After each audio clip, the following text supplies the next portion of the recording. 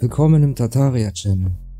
Das ist der erste Teil aus dem Kanal Norbs World, den ihr aus dem Livestream kennt. Den fandet ihr sehr interessant und ihr wolltet ihn übersetzt haben. Nun, hier ist er. Lehne dich zurück und lass uns beginnen.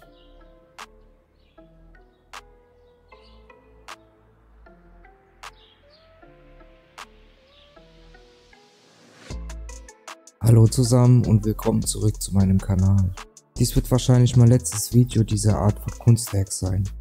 Ich möchte ganz tief in das Kaninchenloch steigen, wenn du so willst, was so ziemlich mein ganzes Leben lang, aber ernsthaft, die letzten 15 Jahre oder so beschäftigt hat. Vor ein paar Jahren bin ich auf Martin Kenny und seinen Forschungen und Arbeiten gestoßen, die darauf basieren, wer wir sind, wo wir sind, was wir sind, wohin wir gehen und so weiter.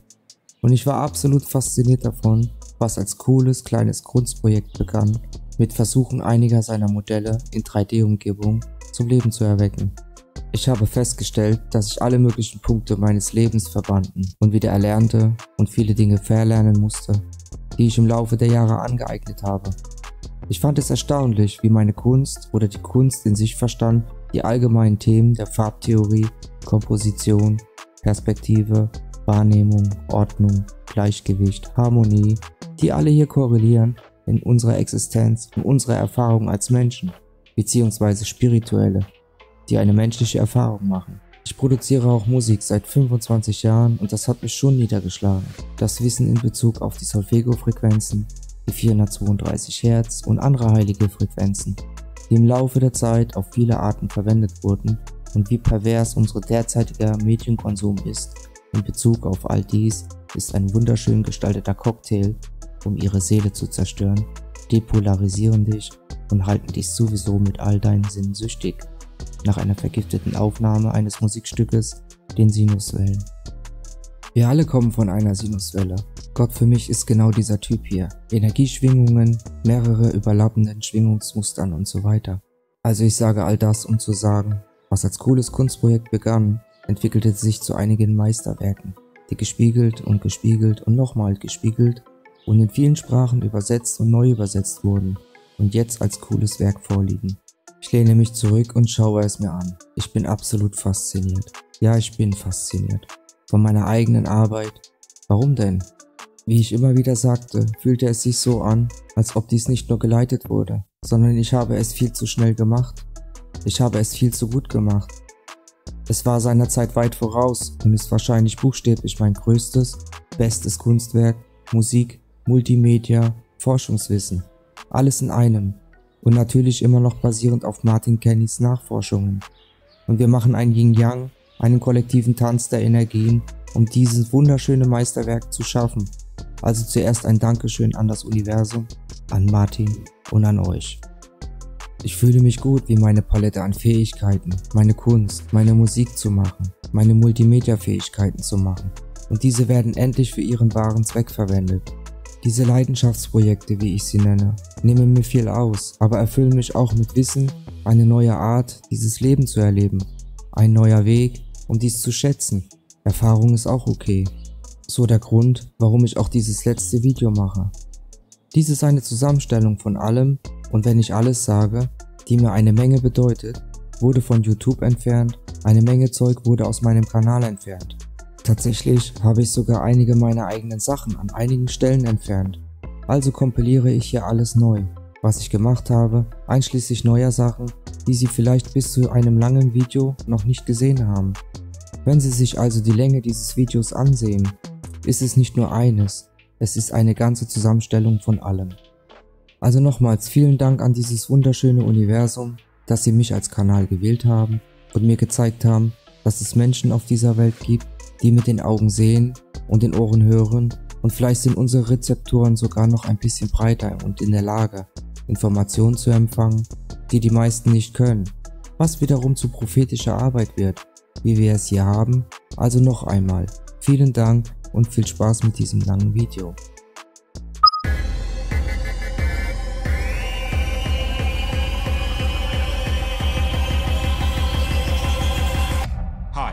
Mein Name ist Martin Kenny, ich studiere die flache Erde, die geozentrische Wissenschaft, Kosmologie, Astrologie bis Politik und Spiritualität der letzten Jahre.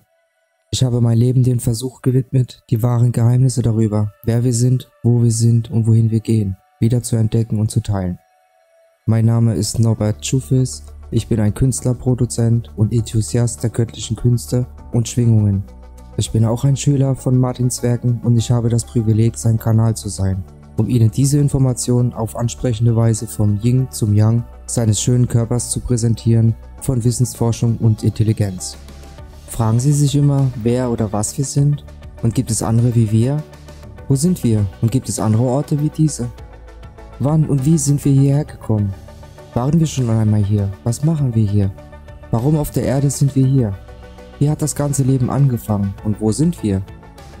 Begleite uns am 21. Dezember 2018, wenn wir diese Fragen im Detail erkunden und unsere kosmischen Zyklen von Raum, Zeit und Materie der Vergangenheit, Gegenwart und Zukunft mit der synkretischen Forschung nutzen, die Schriften kombinieren, Pathologien heiliger Bücher, Wissenschaft, Kosmologie, beobachtbare Realität und inneres Wissen. Mutter Natur trifft Vaterzeit. Eine 168.000-jährige Reise in unsere Existenz, unsere Zeitkapsel, unser Zuhause. Es ist Viertel nach 5. Epoche. Weißt du, wo dein Bewusstsein ist?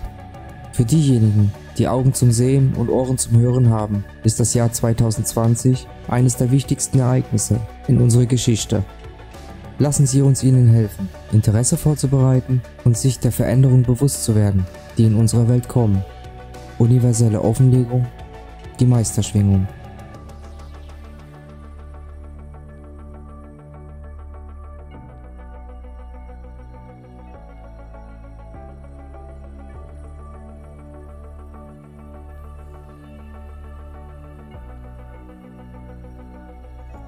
Willkommen zur Schnellversion der Norb-Theorie. Wenn Sie das interessant finden, empfehle ich Ihnen dringend, die Vollversion anzusehen. Die Links sind in der Beschreibung. So, es gibt viele Kontroversen, es ist flach, es ist rund, drehen wir uns, ist da eine Krümmung? Hier ist eine andere Theorie, die uns sowohl die altgriechische, nordische als auch die hinduistische Kosmologie beschreibt.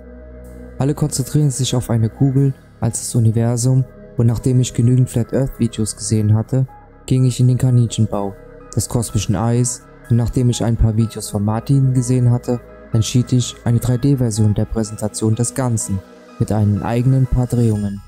Ich empfehle seine Videos zu sehen, die Links werden in der Beschreibung hinterlegt. Gehen wir durch, wie das Universum begonnen haben könnte. Schritt 1. Aus dem Knaben der heiligen Dreifaltigkeit entsteht Geburt, Leben, Tod, Wiederholung. Schritt 2. Die heilige Dreifaltigkeit erschafft ihren Mutterleib, um sich vor sich selbst zu schützen. Es ist leer. Nächstes. Die Dreifaltigkeit trennt sich in 3. Positive, neutrale und negative. Als nächstes wird der kosmische Wirbel erschaffen. Daraus ergeben sich unsere Schwingungen, unser Wetter, unsere Energie, unsere Luftströmungen und so weiter. Dann kommt unsere eigentliche Erde, der Felsen, eine dreistufige Pyramide auf beiden Seiten. Wir befinden uns auf der 3. Ebene. Daraus ergeben sich unsere 4 Elemente des Lebens: Luft, Erde, Wasser und Feuer. Oben werden die Galaxien und die Sterne und das Firmament platziert. Als nächstes haben wir unsere Torusfelder. Diese elektromagnetischen Felder schützen und trennen alle Länder. Sie schwingen auch mit unterschiedlichen Geschwindigkeiten und geben uns alle unsere Rotation der verschiedenen Planeten. Nächstes, die Sonne und Monde werden platziert. Die 3 Sonnen, 3 Monde mit Mercury in der Mitte, der sowohl als Sonne als auch als Mond fungiert. Und dann hast du es. Die Erde, das Universum innerhalb unseres Multiversums, innerhalb eines Masterversums. Wir kommen nicht über die untere Erdlaufbahn hinaus. Das ist das erste Torusfeld zum Land des Mars und der Venus. Die Antarktis ist nicht der Südpol. Die Antarktis ist der Umkreis um das erste Torusfeld. Wenn Sie sagen, Sie gehen ins All, es bedeutet nicht nach oben, es bedeutet nicht auf den Sternen zu landen. Das kann man nicht tun. Es bedeutet, außerhalb des Perimeters, in den äußeren Bahnen zu gehen. Wenn Sie über außerirdische Lebensformen oder andere Lebensformen sprechen, bedeutet es, von diesen anderen Ländern zu kommen. Also wer weiß, was jenseits dieses Perimeters ist. Das könnte das Land der Aliens sein. Vielleicht sind dort die Aliens. Vielleicht hat die äußere Grenze noch mehr Lebensformen und Ressourcen und bewohnbares Land. Vielleicht dürfen einige von uns schon dorthin gehen. Eines ist sicher, wenn das wahr ist, könnte ich verstehen, warum sie es verstecken wollen. Die Ressourcen auf diesen Ebenen sind offensichtlich begrenzt. Wenn das alles geplant ist, wenn es wirklich eine Kuppel über uns gibt und wir hier festsitzen und wir es beweisen können, dann werden wir als erstes ausbrechen wollen, um herauszufinden, warum sie hier sind, warum wir hier sind, wer das gebaut hat. Als nächstes werden die Religionen wahrscheinlich alle behaupten, sie hatten recht. Dann kommt das Chaos, die Panik, die Elite hat ganze Arbeit geleistet. Bei den Spaltungs- und Eroberungskampagnen der letzten Generation. Jetzt geht es um Geschlechterkriege, Identitätskriege, regionale Kriege, Ressourcenkriege und das Wichtigste, den Krieg um den Geist, den Körper, die Seele, der Spiritualität, der Indoktrination, wie man denkt, wer man werden soll und was man tun soll. Sie wollen, dass dies einige Leute verängstigt. Das bringt die anderen zum Lachen. Sie werden weiterhin glauben, dass wir uns auf einem Ball drehen, die alle Arten von Logik trotzt, aber okay, das Coole daran ist, dass wir ein Massenerwachen haben. Alle heilige Bücher erzählen so ziemlich dieselbe Geschichte, nur dass sie alle den Variablen und Planeten und Sonnen und Monden ihre eigenen Namen und Akteure und Geschichten geben, nach denen sie sich richten. Ich bin seit 25 Jahren in der Kunst tätig, eigentlich mein ganzes Leben lang, aber beruflich seit 25 Jahren. Ich verstehe einiges sicher über Musik, Kunst, Gefühle und diese Welt selbst. Und das sind Frequenzen und Oszillationen und wir alle kommen von einer Sinuswelle, arbeiten in Oszillationen und Zyklen und das tut dieser Planet. Er atmet. Er geht durch Zyklen, er geht durch Muster, die Sonnen und Monde gehen durch mehrere Oszillationen zur gleichen Zeit. Dieses Modell erklärt auch Mond- und Sonnenfinsternisse ziemlich leicht, Regenbögen, Farbtheorien und so weiter, auch ziemlich leicht. Der Punkt ist, dass du dich davon nicht einschüchtern lässt. Selbst wenn alles davon wahr ist oder irgendwas, dann sollte es dir helfen, zumindest etwas Wissen zu erlangen, ein wenig erleuchteter zu werden und dein Leben zu verstehen, deinen Körper, deinen Geist, deine Seele ist auch eine große Schwingungsmaschine und du solltest jeden einzelnen Tag dein volles Potenzial ausschöpfen, sodass du in deinem nächsten Leben zu deinem eigenen Stern von Sternen aufsteigen kannst, wenn diese Sache mit dem nächsten Leben, dem vorherigen, wahr ist.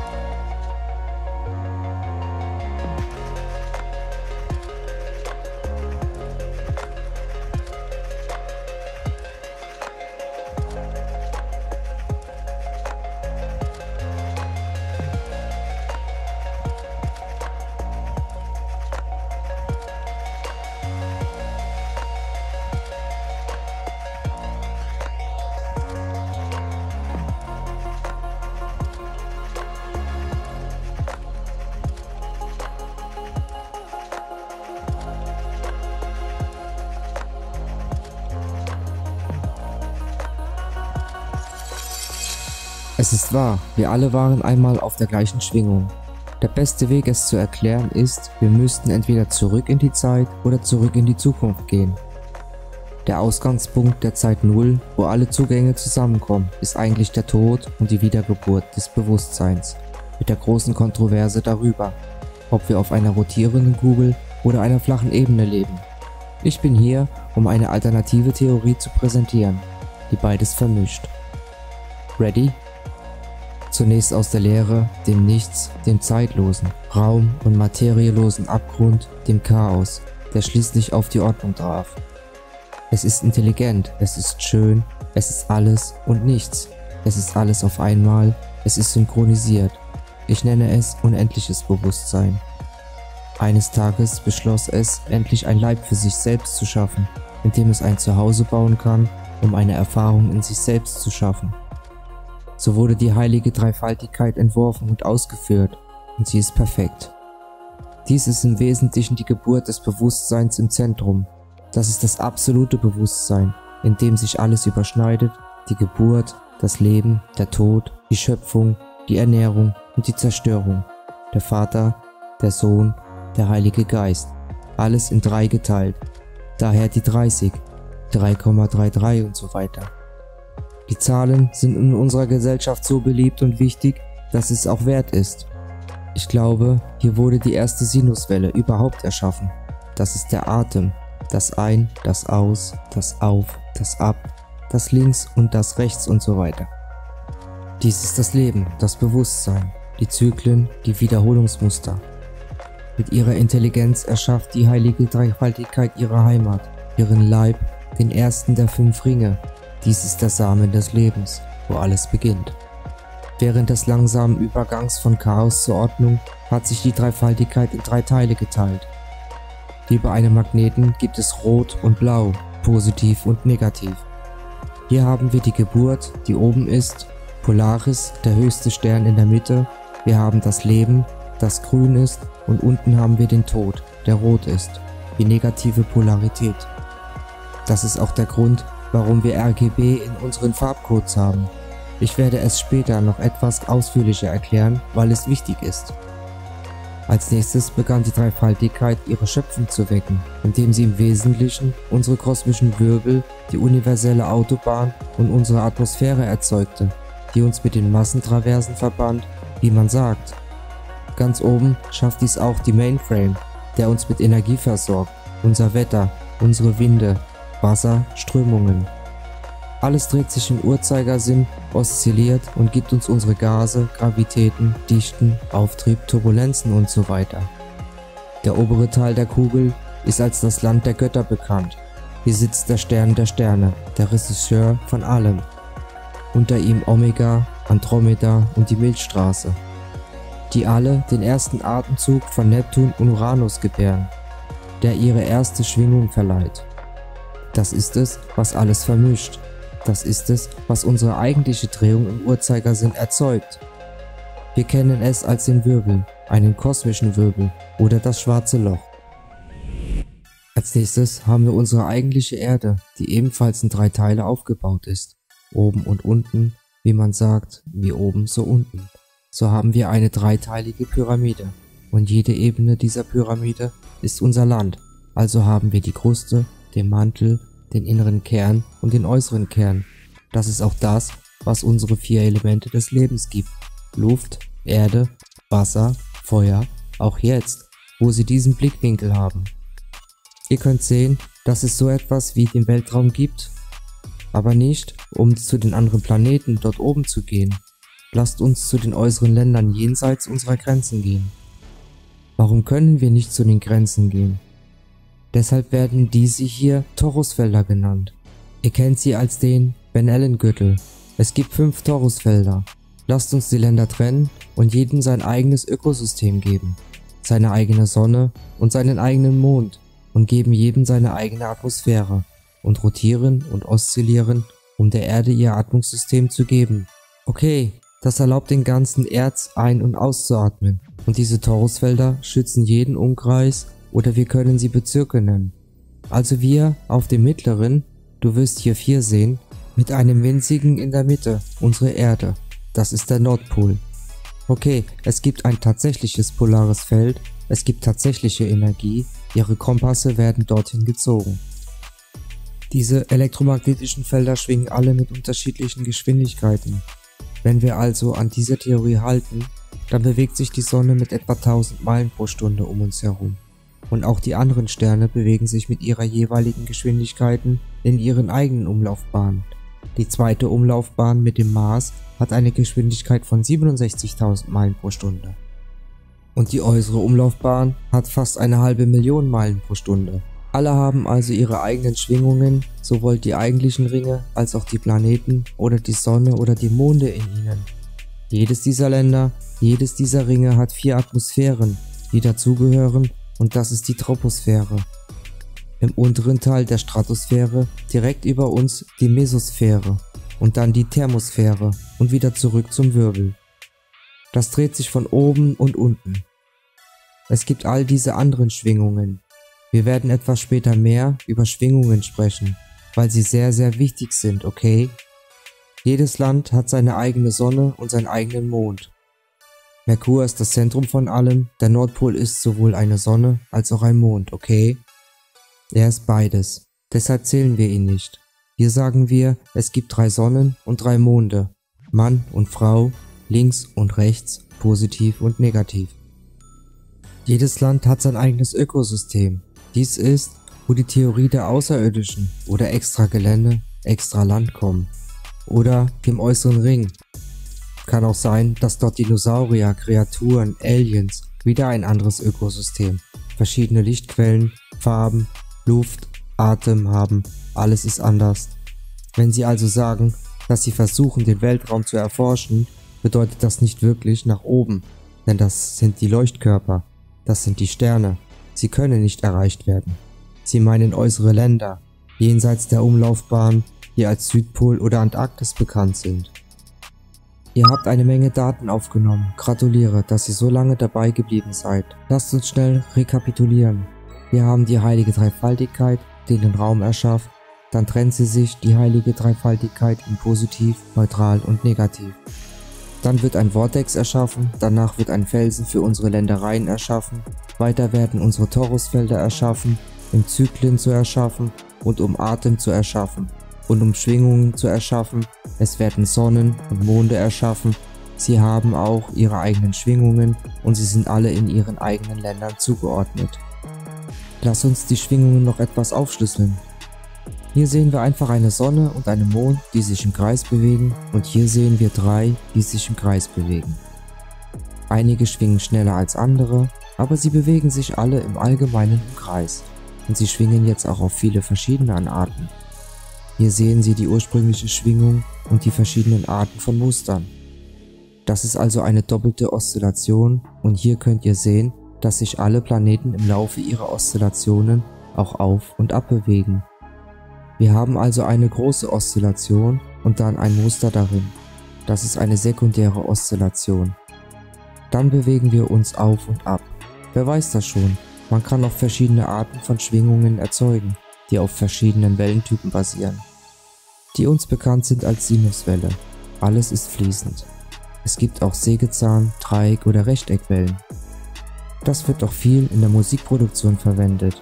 Wir werden später noch ein bisschen mehr darauf eingehen, aber ihr könnt sehen, dass diese Muster schöne Formen erzeugen und sie stellen auch unsere Zeit dar, unsere Jahreszeiten, unsere Sommer und Winter. Wenn die Planeten atmen und sich öffnen und schließen, ergeben sich all diese unterschiedlichen Schwingungen. Diese Schwingungen erklären auch die verschiedenen Mond- und Sonnenfinsternisse. Denk mal darüber nach. Bei bestimmten Schwingungen geht die Sonne vor dem Mond und bei den anderen Schwingungen geht die Sonne hinter dem Mond oder umgekehrt. Und das passiert wahrscheinlich mit allen Planeten. Deshalb fragen die Leute manchmal, warum ich 2 Sonnen oder 3 Monde sehe oder was auch immer die verschiedenen Variationen und Phänomene sind, die wir sehen. Wenn ihr das Video anhaltet, während sie ihre Kreise ziehen, könnt ihr erstaunliche Formen erkennen und wenn ihr alle Planeten und Punkte sozusagen miteinander verbindet, seht ihr, woher das Yin-Yang-Symbol kommt, woher die positiven und negativen Elemente kommen, woher die Farblehre kommt, woher die Frequenzen kommen. Im Grunde genommen kommt alles von diesen Schwingungen. Man sagt, die gefallenen Engel oder die Erleuchteten hätten dieses Wissen gehabt, das ich euch als einfache Theorie präsentiere, aber es gibt wahrscheinlich einige Wahrheiten. Sie hatten es schon lange und es wurde im Laufe der Zeit pervertiert und verzerrt. Wäre es nicht eine großartige Geschichte der Bevölkerung zu erzählen, dass man diese Ebenen diesen Planeten nicht verlassen kann, weil es einfach unendlich viel Zeit und Raum außerhalb dieser Ebene gibt? Wir haben nur zu dem inneren Teil Zugang. Es ist ein besonderer Teil von all dem, denn es ist das Zentrum und wir haben Zugang zum Nordpol, wo der Aufstieg stattfindet, und ich glaube, wir befinden uns in einer besonderen Zeit. Es geht nicht nur darum zu beweisen, dass die Erde flach ist, sondern auch darum, was jenseits davon ist. Was also, wenn es gut ist, was außerhalb dieser Grenzen sein könnte? Vielleicht gibt es Dinge, von denen wir uns schützen müssen, und vielleicht ist es auch nur ein Haufen Land, an das wir nicht herankommen, aber jedes Land, jede Regierung würde es gerne zerstückeln, aufteilen, weil es dort draußen so viele wertvolle Ressourcen gibt.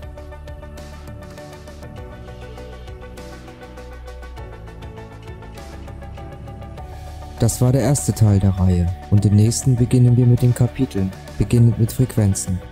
Wir werden tiefer in die Thematiken eingehen, aber bis dahin lasse doch gerne einen Kommentar, ob es dir gefallen hat, da. Wir wünschen dir eine gute Zeit, alles Liebe, dein Tartaria Channel.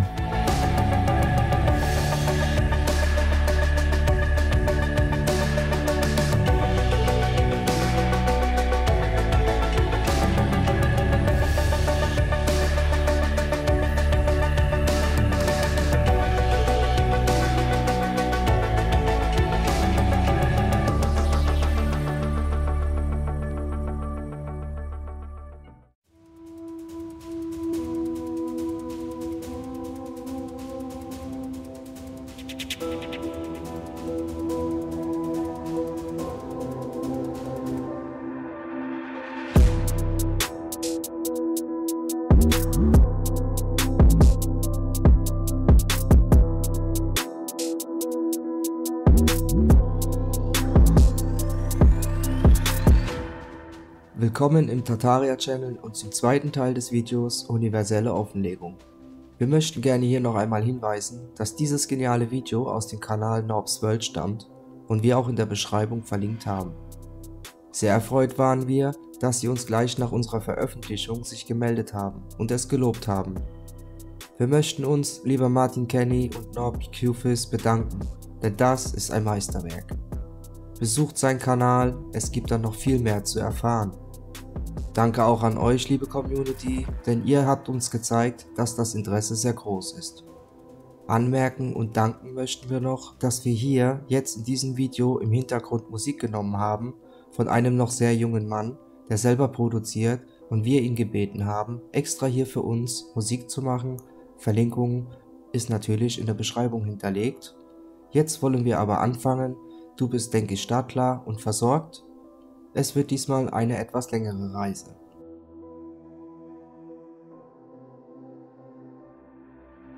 Wir wollen uns jetzt mal mit Schwingungen und Frequenzen in der Musik beschäftigen.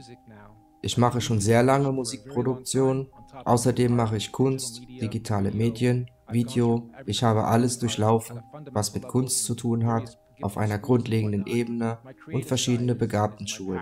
Und was auch immer, meine kreative Seite ist meine Leidenschaft, meine Arbeit, der Liebe, und ich glaube, dass mir diese wunderbaren Talente und Fähigkeiten gegeben wurden, um solche schönen Informationen wie diese zu teilen und euch möglicherweise zu helfen, aufzusteigen oder zumindest erleuchtet zu werden und zu verstehen und Wissen in der schönen, einnehmenden Präsentation zu haben. Hier haben wir Frequenzen mit Musik und Musiküberlagerungen und geben ihnen visuelle Darstellungen für diese Frequenzen. Sie können sehen, dass bestimmte Noten in den niedrigeren Frequenzen und bestimmte Noten in den höheren Frequenzen sitzen.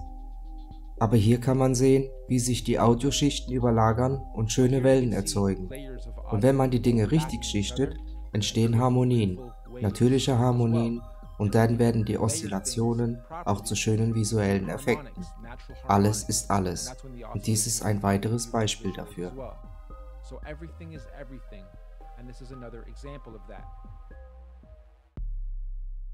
Wenn es um Musik geht und wenn es um Künstler geht, die bestimmte Töne treffen und bestimmte Melodien singen, oder Priester, die singen, oder andere melodische Strukturen, oder wenn du deine Stimme und ein anderes Instrument übereinander legst, erhältst du wunderschöne Obertöne.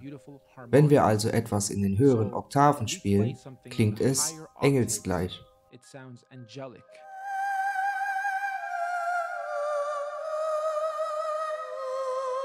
Wenn wir etwas in den unteren Oktaven spielen, klingt es wie ein Dämon.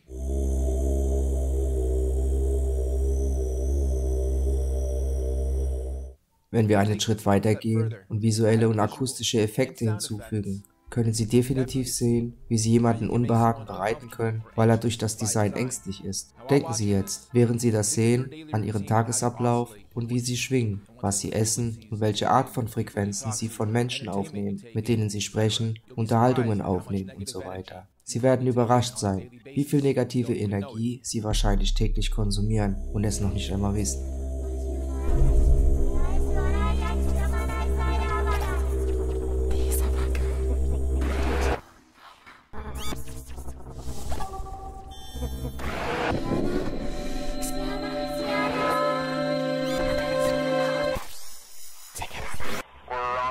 Moon. Over. We cannot believe you are on the fucking moon. Over. Wenn ein Musikkünstler singt und nicht in der richtigen Tonlage ist, merkt man das. Man spürt es. Die Obertöne stimmen nicht, oder wenn dir jemand ein gefälschtes Video zeigt, merkst du, dass es gefälscht ist. Oder wenn ein Journalist eine Geschichte fälscht, merkst du, dass es gefälscht ist. Das liegt daran, dass die Obertöne nicht stimmen und dein inneres Radar erkennt, das im Grunde genommen. Aber wenn du das über Dinge wie Unterhaltung, Filme, Musik und Comedy machst, wo in jedem Witz ein bisschen Wahrheit steckt, spielst du mit einer sehr feinen Linie der Wahrnehmungen.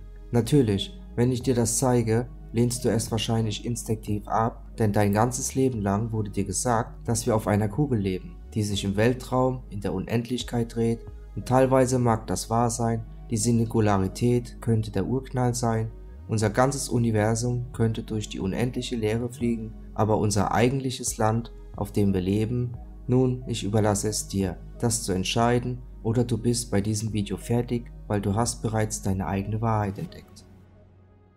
Was ich damit sagen will, wenn ihr Frequenzen hört, Filme seht, euren Alltag bestreitet, 5000 Symbole, 400 Cent, 300 Menschen, deren Ikonen wirken und deren Energien sich überschneiden. Denkt darüber nach, was euer Zweck und dieses Leben ist. Mein Ziel ist es, euch zu helfen, in einen höheren Bewusstseinszustand aufzusteigen, erleuchtet zu werden, und auch ihr seid nichts anderes als eine große Schwingungsmaschine. Wenn ihr ein- und ausatmet, schwingt das. Wenn ihr geht, schwingt euer ganzer Körper. Wenn ihr schlaft, durchlauft ihr einen Zyklus, alles um uns herum schwingt und ihr solltet zu eurem vollen Potenzial in diesem wunderschönen Universum schwingen.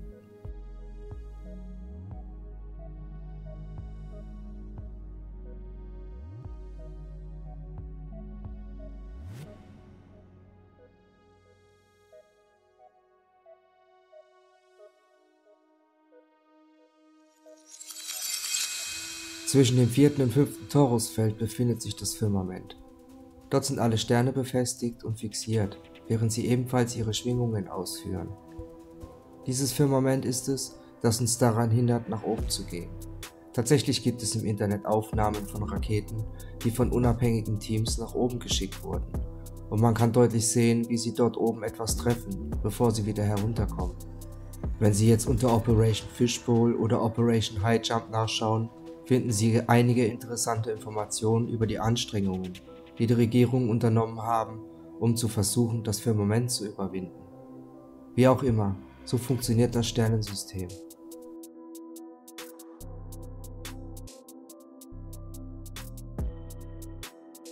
Die beiden obersten Planeten Neptun und Uranus befinden sich, glaube ich, ebenfalls knapp über dem Firmament. Sie sind es, die dem Wirbel den anfänglichen Spin geben. Diese beiden sind auch als Exoplaneten bekannt, und das liegt daran, dass sie sich außerhalb der Torusfelder und außerhalb des Systems der 3 Sonnen und Monde befinden. Und das wiederum ist es, was all den Schwingungen von allem anderen darunter die Differenzierung verleiht. Wir haben also viel von der oberen Hälfte abgedeckt, denn das ist unsere Heimat und wir wissen nicht wirklich, was sich auf der Unterseite befindet. Aber basierend auf denselben Forschungsquellen ist die Unterseite sehr ähnlich wie der Oberseite, außer dass sie wasserhaltig ist. Es gibt auch 3 Ebenen unter uns, die das nachahmen, was wir oben haben, und dann gibt es auch ein Firmament ganz unten, direkt über dem Pluto. Anstatt Luft ist Wasser und niemand hat die große Tiefe. Die 5 Torusfelder arbeiten hier unten, um das Wasser zu zirkulieren und ihren jeweiligen Zyklen und offen gesagt, wer weiß, welche Art von Lebensformen dort unten sein könnten oder was vielleicht dort unten ist, aber das ist in unserer Literatur als Hölle bekannt. Interessant, oder?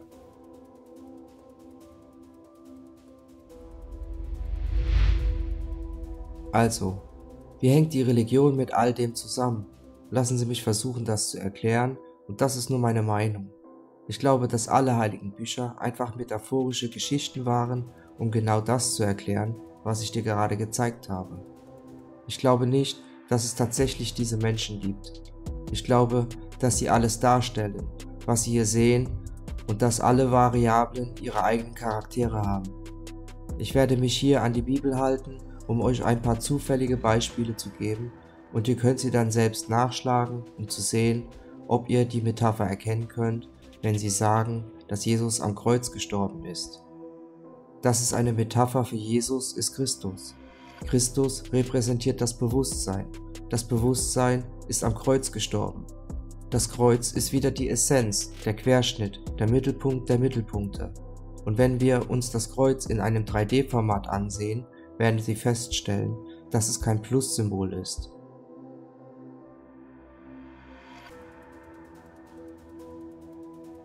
Wenn also das Bewusstsein am Mittelpunkt unseres Universums gestorben ist, dann ist das der Nordpol. Und wenn man sagt, folge dem Nordstern, dann ist es der Polarstern und die Geburt Jesu.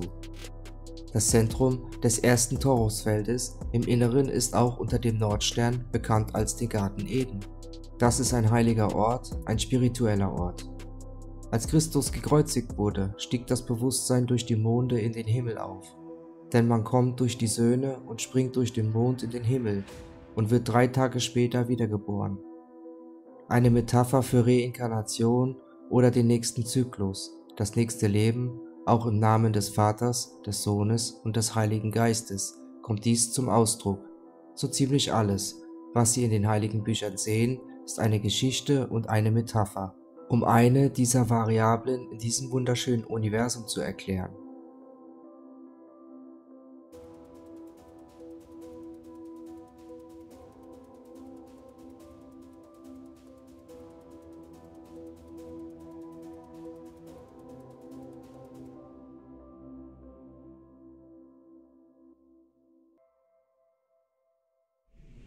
Hey, ich stelle nur Theorien auf.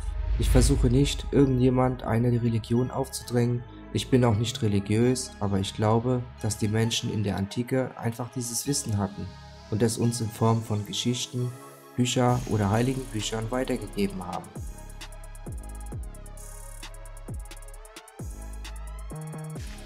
Ich habe viel darüber nachgedacht, wie ich das hier abschließen kann, denn ich habe Ihnen eine Menge Informationen gegeben und einige von euch lachen wahrscheinlich, während andere schon einmal hier waren und andere sogar noch weiter in der Forschung sind als ich. Einige von euch fragen sich wahrscheinlich, woher ihr all diese Informationen habt. Habt ihr euch das nur ausgedacht oder ist es tatsächlich Quellmaterial oder ist es eine Mischung aus alter Literatur, kosmologischer Wissenschaft und dem Zusammensetzen verschiedener zufälliger Puzzlestücke und das schon seit langer Zeit? Ich glaube auch nicht endgültig daran. Ich denke nur, dass sie viel plausibler ist als das, was uns derzeit erzählt wird. Und wenn ich das hier beende. Ich werde euch ein paar Screenshots von anderen zeigen, die diese Theorie auf ihre eigene Art und Weise dargestellt haben. Ich werde auch Links in der Beschreibung hinterlassen zu dem Material, das mir zumindest einiges davon gezeigt, das einiges davon aufgeschlüsselt und noch mehr Kontext gibt. Also spielt es wirklich eine Rolle, ob die Erde flach ist oder nicht? Zumindest nicht für diejenigen, die das glauben. Ich selbst glaube schon nicht viel von dem, was uns erzählt und gelehrt wird. Und es gibt viele von uns und jeden Tag mehr erwachen, aber ich schätze, einige der Ängste wären, dass die Religionen schnell behaupten würden, sie hätten die richtige Geschichte. Ist ein Schöpfer etwas, der diese Sache entworfen hat, sei es eine Simulation einer Simulation oder ein größerer Konstrukteur, ein Gott, ein größeres Wesen? Und nicht zu vergessen, sie müssten endlich zugeben, dass sie die ganze Zeit gelogen haben und uns vollständig aufklären, was durchaus passieren kann. Es ist eigentlich eine aufregende Zeit. Immer mehr Menschen wachen auf, es gibt viel zu erforschen, es gibt viel zu lernen. Und es ist erstaunlich, endlich zu erkennen, Wir wissen nicht so viel über uns selbst und darüber, wo wir leben, zumindest die meisten von uns nicht. Ich habe immer gedacht, dass es eine gewisse Ordnung geben muss. Es ist nicht nur alles Chaos und zufällig. Und das ist mein letztes fehlendes Glied in diesem Denken. Es kann sehr wohl andere Lebensformen da draußen geben, Aliens oder was auch immer. Aber sie werden sehr negativ dargestellt, niedrige Frequenzen, hässliche Kreaturen. Sie sind uns vielleicht weit voraus und sehen uns an als Aliens. Oder die Schädlinge, die zerstörerische Spezies, die nicht einmal in ihrer eigenen Harmonie kommen können, halten sie von uns fern. Könnte sein. Was sagen Sie? Weiß man nie wirklich. Also was kommt danach? Nun, Sie sagen, wenn man sein Karma richtig ausgelebt hat, dann steigt man auf. Wenn nicht, dann macht man das wieder. Wird es einen zweiten Teil geben? Wer weiß. Hoffentlich werden wir alle es tatsächlich erleben, anstatt es auf euren Bildschirmen zu sehen. Sie haben die Nationen gespalten, sie haben die Religion gespalten, sie haben die Demografie gespalten, sie haben die Generation gespalten und jetzt sind sie hinter der größten Sache her, dem Geschlechterkrieg. Egal ob wir den Weltraum gehen oder in den äußeren Grenzen. Ich glaube immer noch, dass der Sinn des Lebens darin besteht, zwischen Gut und Böse zu agieren. Ich glaube immer noch daran. Ich habe es dahin geschafft, wo ich bin. Ich habe es im Leben erreicht, weil ich alles in Frage gestellt habe und mit meinem Denken nicht endgültig war, vor allem wenn es um Glaubenssysteme, Politik, die Art und Weise, wie ich in diesem Leben schwinge und wie ich meine Zeit, meine Ressourcen und meine Bemühungen verbringe, um meine Ziele zu erreichen gilt, während wir diese Übergangsphase durchlaufen, dieses große Massenerwachen. Ich bin sicher, einige von euch können es bereits fühlen und spüren, dass es immer mehr von euch schneller und schneller als je zuvor zu euren eigenen Wahrheiten kommen werdet. Ich würde mich also freuen, wenn ihr zumindest offen für alles seid, was euch als Fakten definitiv präsentiert wird, wenn ihr es nicht selbst anfassen könnt, selbst erforschen könnt, es selbst sehen könnt. Nicht nur auf einem Fernsehbildschirm, nicht nur durch Nachrichten, nicht nur durch eine Institution, durch die Regierung oder ähnliches. Dann glaubt es nicht einfach nur blind, nur weil man euch etwas euer ganzes Leben lang erzählt hat.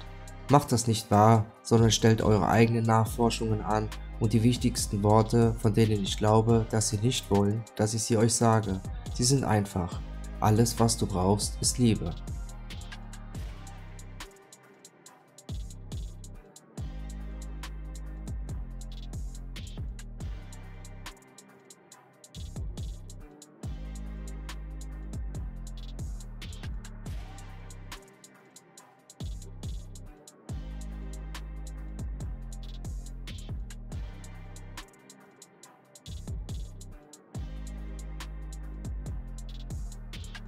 Also die Sonne ist der Sonntag, der Mond der Montag, der Mars der Dienstag, Merkur das Zentrum der Mittwoch, Jupiter der Donnerstag, Venus der Freitag, Saturn der Samstag. Wir haben hier eine ziemlich interessante Form. Ich beschloss weiterzumachen und den Rest der Planeten zu verbinden, da sie alle ausgerichtet sind. Ich fing an, wirklich coole Muster der Perspektive und alle Arten von Formen, Sterne, Dreiecke, Rechtecke und ziemlich gleichmäßig aufgeteilte Stücke zu erkennen. Allerdings ist das Bild selbst perspektivisch etwas schräg nach unten und ein wenig nach rechts geneigt, so dass es nicht perfekt aussieht.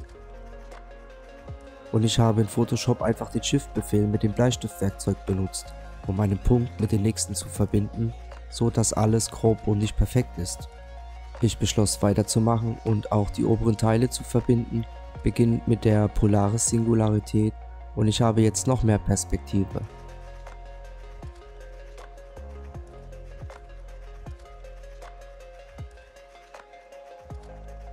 Ich fange an, Pyramiden zu sehen, 3 Dimensionen, und ich fing an, über einige unserer Strukturen und über einiges unserer Geschichte nachzudenken und die Geschichte von Babel. Fertig.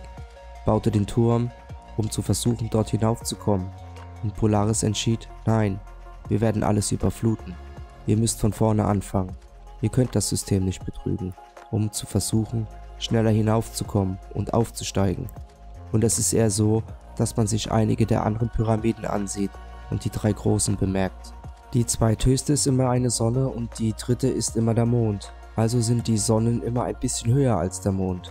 Jedenfalls dachte ich, dass das irgendwie interessant ist, wenn ich anfange, einige der Bilder zu überlagern.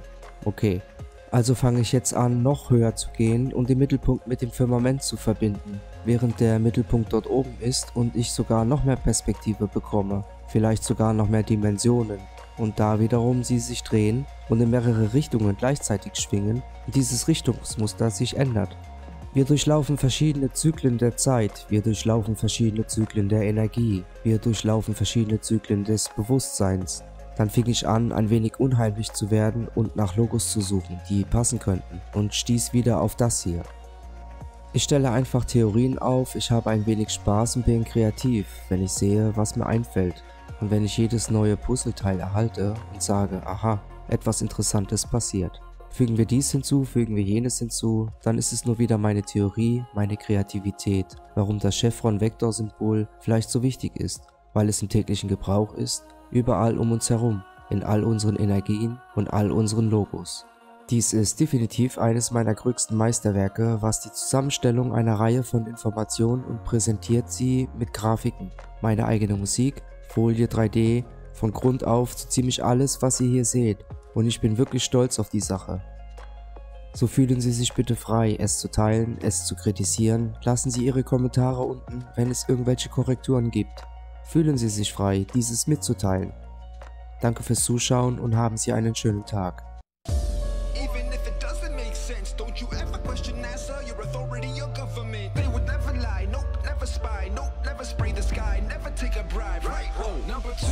Anytime you see flat earth proof, just regurgitate the bullshit that you learned back in school. Is the curriculum true? It's approved by the experts. Be a good boy, obey everything they tell you. Number 3, this one's got to do with the sea. Water never curves, but they call it gravity. Hold up, bro. You don't believe in gravity? I call it density and buoyancy. Number 4, I know you heard this one before. Look at the ships disappear on the horizon as they dip. But a zoom lens brings it back in. There it is. Nope, that's just refraction, a mirage. You're in it. Number 5, look up. Don't you see the satellite? Don't you see the blinking lights? How the f can you deny? Cause I look up every night and I see the same sky. Nothing ever parallaxes, nothing ever flies by. So 6, stuck in the matrix, I hate the stitch. Spaceships, photoshopped reality from data strips. Yet we believe 6 moon missions made it. Yet all we see is CGI and some great tricks. 7, this rule is completely underrated. Keep your social life and flat earth completely separated. Cause the skeptics won't get this, but get this. Our freedom of artistic expression and free speech is under threat. Number 8, I ate it sideways, that's infinity. I was made from the trinity, not no apes, just divinity. My algorithm is set to 432 hertz. Perfect fractal patterns, those are nature's words. Number 9, the math and the numbers say it all. Railroads and canals were built on no ball. And from ancient civilizations to today's shoot, the engineers don't put the curvature in their equations. I'm saying number 10, get ready to pretend. Regurgitate again, cause you can't fail, my friend. If you get too many F's, you get sent to the dock. You got ADD, popping a cocktail full of cans. Say the sun is not 3 million miles away. That's a bunch of bullish hot spots, prove it. Say the sun is not 3 million miles away. Get your mind right or they start to abuse it. They call it a sea level, not a C curve. And I don't see curve, I'm a truth seeker. Vomit on reality distorted by these teachers and doctrinated research. Let's go and smoke some weed. I used to have respect for road joking and team, for waking people the up to this monster machine, which we all bow down to in some chronic degree. But if you educate yourself a bit, you're free your mind and your seat.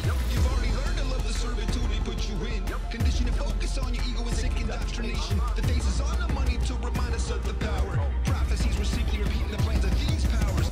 Dieses Werk ist eine Hypothese und Theorie, die auf synkretischer Forschung basiert. Die Forschung ist dazu gedacht, Menschen zu vereinen und Diskussionen über unsere Realität zu eröffnen. Alles, worum wir euch bitten, ist, dass ihr freundlich zueinander seid, wenn ihr euch das anseht und anfangt, es zu diskutieren und zu analysieren. Wir bitten euch auch und ermutigen euch und alle anderen, dieses Werk auf jeder Plattform neu hochzuladen und zu spiegeln, es in eurer Sprache zu lesen, Reaktionsvideos zu machen, Screenshots, Remixe, Riffs zu erstellen und es zu verbreiten. Ein letzter Hinweis, einige der Karten auf diese Modellen und Elementen sind nicht die Norm und ich habe sie so anschaulich wie möglich gemacht. Also stört euch nicht daran, dass einige der Karten verzerrt oder völlig falsch sind. Sie sind nur für die Darstellungszwecke gedacht, also schnappt euch eure Snacks und Getränke und macht euch bereit, euch umhauen zu lassen. Los geht's. Bevor wir ins Detail gehen, ist es extrem wichtig, dass Sie das Konstrukt unseres geozentrischen elektromagnetischen Universums verstehen. Wenn Sie mit diesem geozentrischen Modell nicht vertraut sind, werden wir Ihnen in der Beschreibung Links für Sie hinterlassen, damit Sie die Grundlagen nachlesen können. Kurz gesagt, wir befinden uns nicht auf einer Kugel. Unsere Erde besteht derzeit aus 4 konzentrischen Ringen. Physisches Land, die von der Nullpunktachse in der Mitte der Ebene ausgehen und sich spiralförmig ausbreiten, genau wie ein Wassertropfen, der in ein größeres Gewässer fällt. Dadurch entsteht ein Welleneffekt, der von seinem Aufprall ausgeht und sich konzentrisch nach außen ausbreitet. Das Zentrum dieser riesigen konzentrischen Erdebene ist die sogenannte Nullpunktachse. Dieser zentrale Pol ist nicht nur eine symbolische Metapher, sondern eine tatsächliche physische Markierung, die zu einer magischen oder sollte ich sagen magnetischen Säule wird. Manchmal wird er auch als heiliger Berg oder als der Baum des Lebens bezeichnet.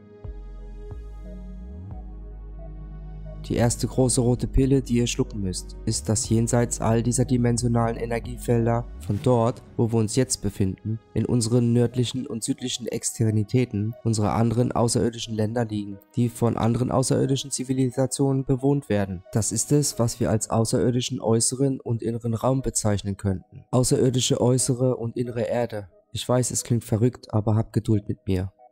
Jeder dieser 4-dimensionalen Ringe der Erde hat sein eigenes Öko-, Mond- und Sonnensystem und seine eigenen Jahreszeiten und seine eigene Sonne und Monde, die unsere gegenwärtige 7 wandernden Sternen wären. Saturn und Jupiter sind die Sonne und der Mond der äußeren Ringdomäne und des Reiches der Erde.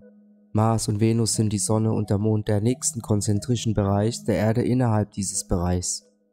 Dieser Mars- und Venusbereich wäre der Hauptbereich jenseits unserer südlichen antarktischen Grenze und des elektromagnetischen Feldes der Aurora Borealis.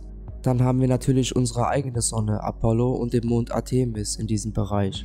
Und zu guter Letzt Merkur im inneren zentralen Bereich jenseits unserer nördlichen arktischen Grenze und des elektromagnetischen Feldes der Aurora Borealis. Dieser innere Stern Merkur ist androgyn und ist die Sonne und Mond in einem. Er wird manchmal auch als Sonne der inneren Erde oder die schwarze Sonne oder Planet Nibiru oder Planet X bezeichnet. Die gesamte Ausdehnung unserer irdischen Ebene mit all den verschiedenen Bereichen ist das, was die alten Griechen als Mutter Gaia, die kemetischen Ägypter als Benben oder die Mutter Gab und die Hindus als Bomandala bezeichneten. In dieser Präsentation werden wir erklären und zeigen, wie die spiralförmige Ausdehnung von Raum, Zeit und Materie begann und weiter besteht. Los geht's. Dieser Kalender ist eine moderne Interpretation und Mischung des aztekischen Maya-Kalenders, des ägyptischen Dendari-Steins und verschiedenen chinesischen und indischen Dharma-Rädern, sowie anderer altertümlicher, kosmologischer und universalen Uhren und Kalender.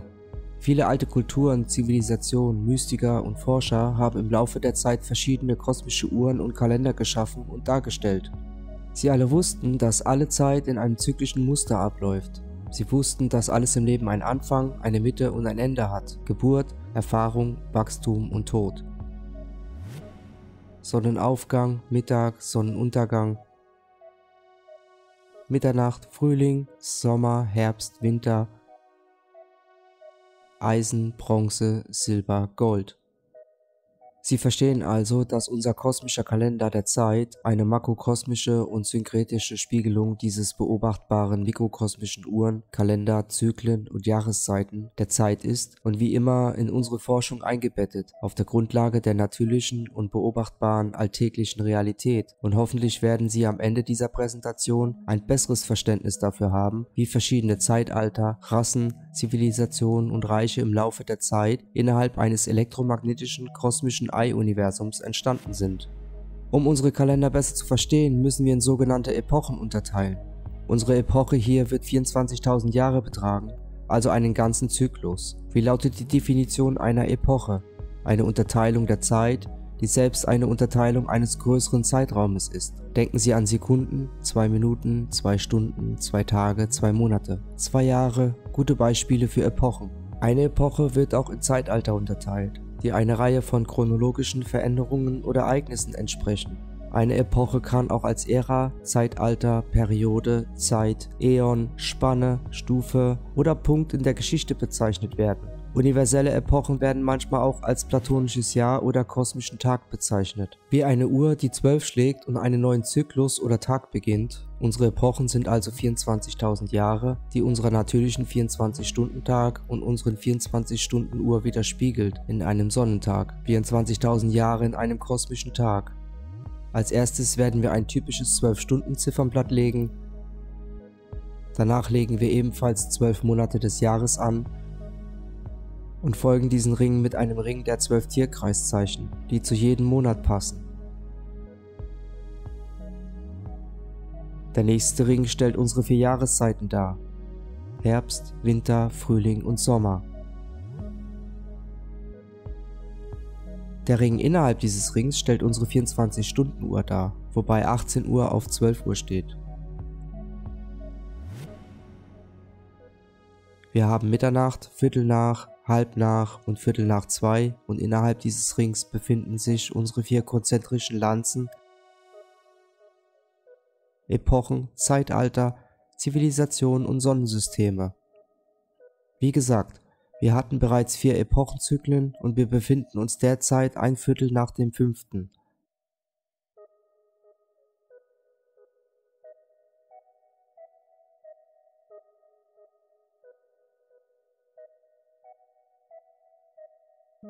Diese 4 Wurzelrassen sind die Hyporhera, Lemura, Atlanta und Aria.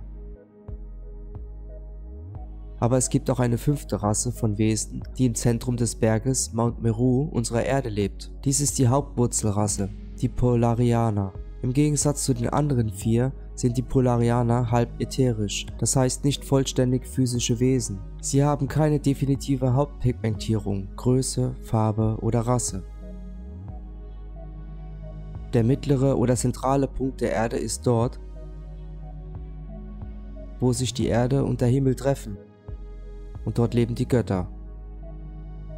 Wir vermuten, dass die Polarianer in der Lage sind, zwischen beiden Welten hin und her zu wechseln.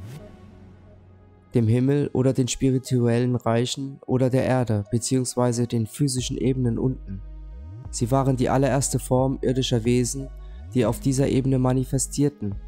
Alle anderen 4 Wurzelrassen wurden von den Polarianern gesät und daher der Begriff Meisterrasse.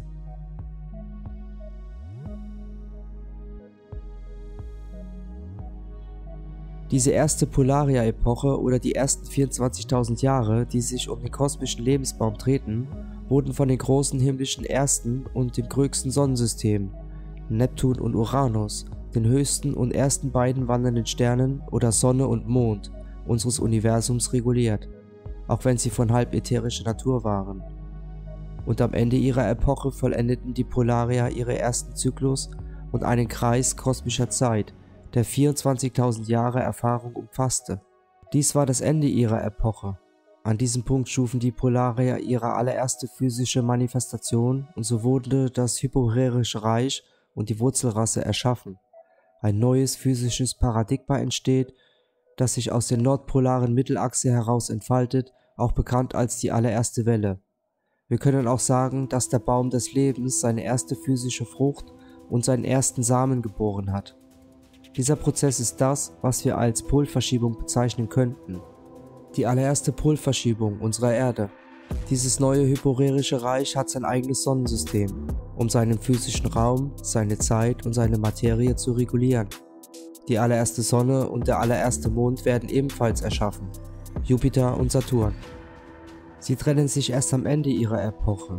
Dies ist die erste Domäne, die vollständig physischen irdischen Raum, Zeit und Materie erfährt, die alle durch das allererste irdische Sonnensystem reguliert werden. Diese hypoherische Runde, die sich aus der zentralen Säule entfaltet, war der allererste Garten Eden, der den Baum des Lebens oder den Berg Meru im Zentrum beinhaltet. Behalte dies für den Rest dieses Schöpfungsprozesses im Hinterkopf. Jedes Mal, wenn eine neue Welle herauskommt, ist es der neue Garten Eden. Während der nächsten 24.000 Jahre wurde das hypoherische Reich allmählich vom Zentrum weg nach außen geschoben, als ein neues Reich und eine neue physische Wurzelrasse erschaffen wurde. Die zweite Welle, das Lemurische Reich und die lemurischen Wurzelrasse wird gesät. Eine zweite Polverschiebung und wieder entsteht ein neues Paradigma. Das alte hyporerische Reich wird nach außen und weg von der zentralen Säule oder dem Baum des Lebens geschoben. Das ist auch der Punkt, an dem der Saturn alias Kronos und Jupiter alias Rhea sich trennen und ihre Umlaufbahn beginnen. Dieses zweite Reich, die Lemura, bekommen auch ihre eigene Sonne und ihren eigenen Mond, die zu diesem Zeitpunkt auch androgen sind. Eine Sonne und ein Mond in einem. Während dieser Epoche sind die Lemura der Garten Eden und der Mars und Venus, die androgene Sonne und der androgene Mond, regeln die Zyklen, Jahreszeiten, Zeitalter dieses neuen Reiches und Bereiches. Vergessen Sie nicht, dass die Lemura auch von den Polariern, der Hauptwurzelrasse, abstammen und nicht von den Hyporerern, die nach innen gehen. Alle Rassen wurden von den Polariern erschaffen und ausgesät, sodass das Lemurische Reich der zweite Garten Eden ist. Und nach der zyklischen Zeit, wenn die Epoche endet, wurde auch sie nach außen gedrängt, um Platz für die dritte Wurzelrasse zu machen. Das Atlantische Reich und die Wurzelrasse, die dort ihren Sitz hat, dies ist die dritte Polverschiebung. Mars und Venus trennen sich nun in zwei und beginnen die dritte Umlaufbahn. Dieses neue Atlantische Reich hat wie bei den beiden vorherigen seinen Sitz mit seiner eigenen androgynen Sonne und seinem eigenen Mond, die sich schließlich in Apollo, unserer Sonne und unseren Mond verwandelt werden, im Zyklen, Jahreszeiten und Zeitalter des Reiches zu regulieren und zu kontrollieren. Diese atlantische Wurzelrasse und dieses Reich ist dasjenige, das wir gegenwärtig bewohnen. Alle menschlichen Rassen in diesem Reich der Erde sind überwiegend Atlanter. Du bist ein Atlanter. Während dieser alten Epoche waren wir in diesem Bereich der Garten Eden im Zentrum und wieder einmal wiederholt sich die Geschichte über eine zyklische Zeit von 24.000 Jahren. Atlantis fiel, oder besser gesagt versank, als die große Flut oder Sintflut geschah und uns aus dem Zentrum zurücksetzte, also dorthin, wo wir uns gegenwärtig befinden. Auch Apollo und Artemis wurden schließlich in ihre Umlaufbahn gesetzt und so wurde die arische Wurzelrasse aus der vierten und jüngsten Polverschiebung herausgesät. Dies ist der gegenwärtige Garten Eden. Um uns auf einen Punkt unserer Zeitlinie zu geben, wurde diese arische Wurzelrasse und das Reich vor etwa 6000 Jahren gesetzt, um sich der menschlichen Rasse anzuschließen. Und während unseres fraktalen Musters weitergeht, genau wie die Reiche davor, wurde das arische Reich mit seinem eigenen Sonnensystem geboren. Merkur mit seinen androgynen Sonne und seinem Mond, um die Zyklen, Jahreszeiten und Zeitalter dieses neuen Bereichs zu regulieren und zu kontrollieren. Und so sind wir hier 6000 Jahre in der arischen oder 5. Epoche. Zusammengefasst haben wir bisher 5 Epochen. Die Hauptrasse, die Polarier, dann 24.000 Jahre später das Hyporeanische Reich, 24.000 Jahre danach wurde das Lemura-Reich erschaffen und dann das Atlantische, dann das Arische und nach vielen alten Schriften, Mythologien und Mystiker sollen noch 2 Epochen kommen. Das heißt 7 Epochen, 7 irdische Reiche und 7 Rassen. Weiter geht's. Ihr werdet auch bemerken, dass es in diesem Reich der Erde, in dem wir uns derzeit befinden, 4 Hauptrassen gibt. Alle anderen Rassen dazwischen sind gemischte Rassen oder vielmehr Mischungen aus den 4 Unterrassen und Wurzelrassen. Die schwarze Rasse haben ihre DNA-Abstammung von der allerersten irdischen Wurzelrasse, den Hyporeanern. Alle einheimischen schwarzen Kulturen dieses Reiches haben ihre kulturelle Überzeugungen und Praktiken überwiegend von den hyporeanischen Wurzelrasse überliefert, die manchmal auch als die Anunnaki bezeichnet werden. Die orientalisch-asiatische Rassen haben ihre DNA-Abstammung von der Rasse der zweiten Route, den Lemurern, und ebenso stammen die orientalischen Kulturen mit ihren Glaubensvorstellungen und Praktiken von der Wurzelrasse der Lemura ab, die fälschlicherweise als Reptilien bezeichnet werden. Die indoasiatische Rasse haben ihre DNA und Abstammung von der Rasse der dritten Route, den Atlanter. Ihre Glaubensvorstellungen und Praktiken von den atlantischen Wurzelrasse des gegenwärtigen Reiches ableitend. Das bedeutet, dass die Indoasiaten oder vedischen indischen Rassen die ursprüngliche Wurzelrasse dieses atlantischen Reiches sind und dass die weißen Rassen ihre DNA-Linie von der jüngsten Rasse der vierten Route haben, den Aryern. Und natürlich stammen die meisten weißen kulturellen Einflüsse, die wir heute sehen, von der arischen Wurzelrasse ab, die sich derzeit im Zentrum des Garten Edens befindet. Die Arier sind das, was die meisten religiösen Texte oder Mythologien als die gegenwärtigen Götter oder manchmal auch als gefallene Engel bezeichnen. Die Arier werden auch manchmal mit den Plejadens verwechselt, die halbätherische Wesen sind, die im Zentrum des Mount Meru leben und nicht im gegenwärtigen arischen Garten Eden. Obwohl wir in diesem Bereich alle innerhalb unseres verschiedenen Unter- und Mischrassenlinien und Eigenschaften als verschiedenen Rassen erscheinen, sind wir eigentlich eine Rasse. Die meisten rassistischen oder religiösen Spaltungen und Kriege, die heute ausgetragen werden, haben ihre Wurzel in der vergangenen Kriege zwischen den 4 Wurzelrassen. Wir Atlanter in diesem Reich haben unsere Vorurteile übereinander von äußeren Einflüssen geerbt. Wir nehmen nun an, dass alle anderen Erdreiche viele verschiedene multikulturelle Unter- und Mischrassen in ihren eigenen Bereichen haben. Genau wie wir in diesem Bereich, was bedeutet, dass es wahrscheinlich tausende von verschiedenen Unter- und Mischrassen und Kulturen in den verschiedenen Bereichen auf der gesamten Ebene unserer Erde gibt.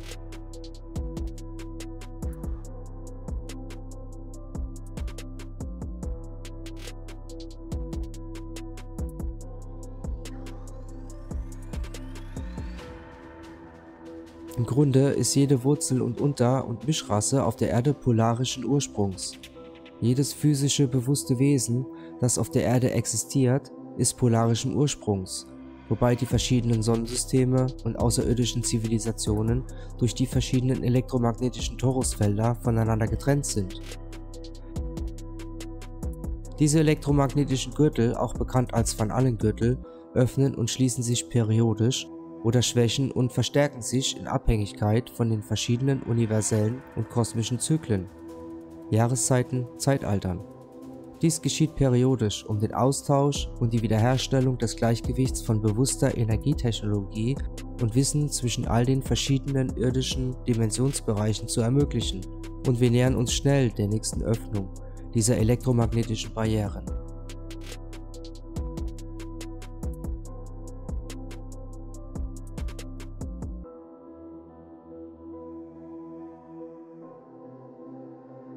Wir müssen uns daran erinnern, dass diese physische Konstrukte, die wir Körper nennen, genau das sind.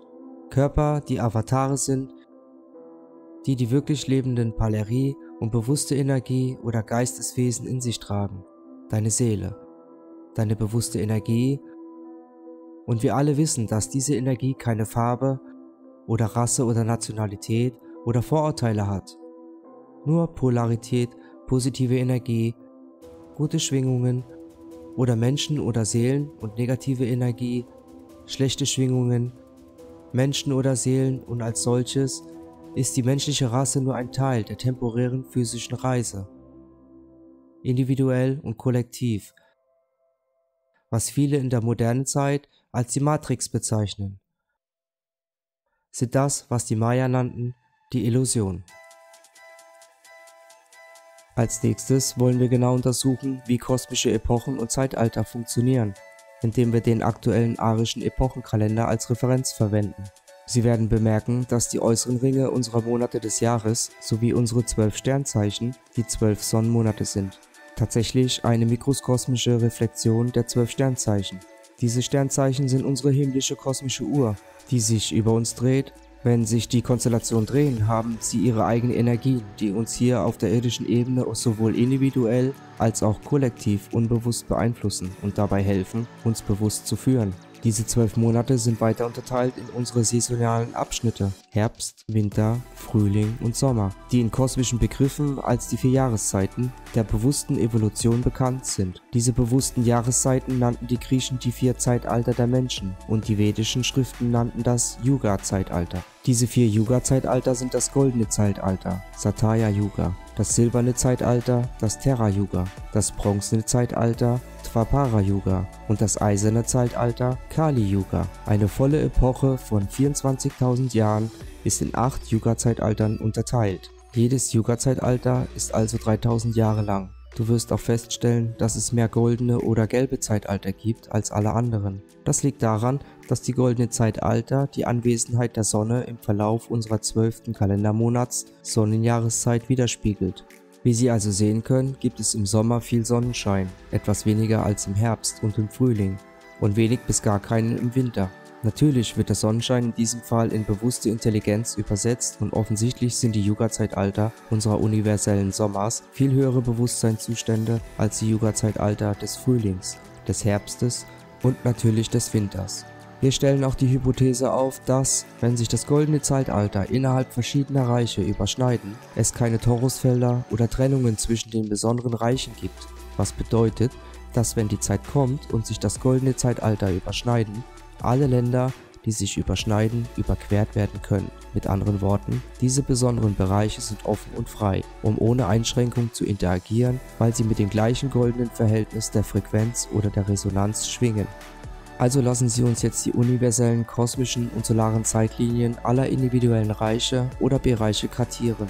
Sie sagen uns auch, dass das Mittelalter vor etwa 3000 Jahren von heute an begann, was wiederum die Zeitlinie hier widerspiegelt. Und diese Zeitlinie ist auch die gemeinsame Erzählung der meisten heiligen Bücher, unser Kalender, unser Reich und unsere Domäne. Diese Epoche begann vor 6000 Jahren mit dem Zeitalter des Stiers. Interessanterweise beginnt das Alte Testament der Bibel in einem Zeitalter, in dem der Stier angebetet wurde, was symbolisch für die ersten 2000 Jahre der astrologischen Energien des Stiers steht.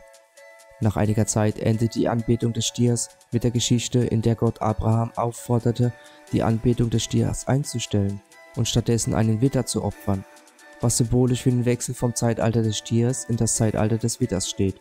Und wiederum 2000 Jahre später kommt Jesus, der Fischer der Menschen, ins Spiel.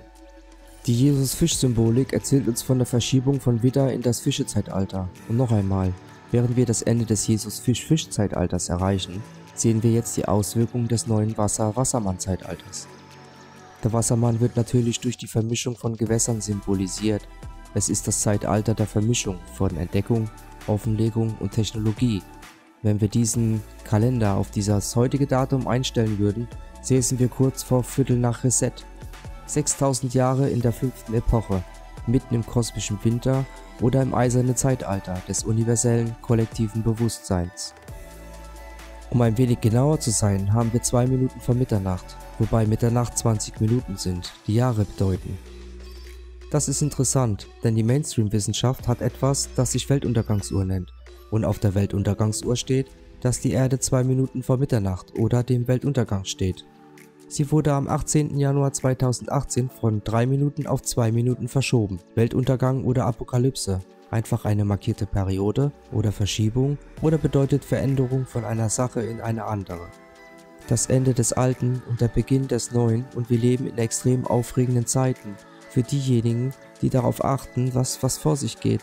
Wissen, Wahrheit, Neues, Informationen und Entdeckungen sind nicht zu befürchten. Sie sollten angenommen werden. Diese besondere kosmische Verschiebung, die wir haben werden, ist eine wichtige, denn es ist eine Kardinalsverschiebung. Das bedeutet, dass alle 4 gegenwärtigen irdischen Bereiche gleichzeitig ihren eigenen Weltuntergang oder ihre eigene Apokalypse oder Verschiebung der Jahreszeiten erleben werden. Gehen wir also durch jede kosmische Verschiebung der Reiche, wird der zentrale Bereich im Reich eine fantastische Apokalypse erleben, die sich von ihrer Bronze in ihren silbernen Zeitalter des Bewusstseins verschiebt. Daher sind die Informationen und Daten des sogenannten Bewusstseinserwachen für die Massen leichter zugänglich als zu jeder anderen Zeit. In dieser Ära der Aufzeichnung der Geschichte.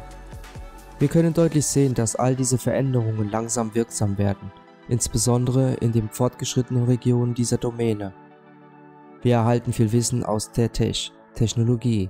Nun, die Domäne außerhalb der unsrigen, Mars und Venus, machen eine schreckliche Apokalypse durch, einen wirklichen Weltuntergang für sie, da sie sich zurücksetzen oder von ihrem goldenen Zeitalter in ihr eisernes Zeitalters des Bewusstseins fallen.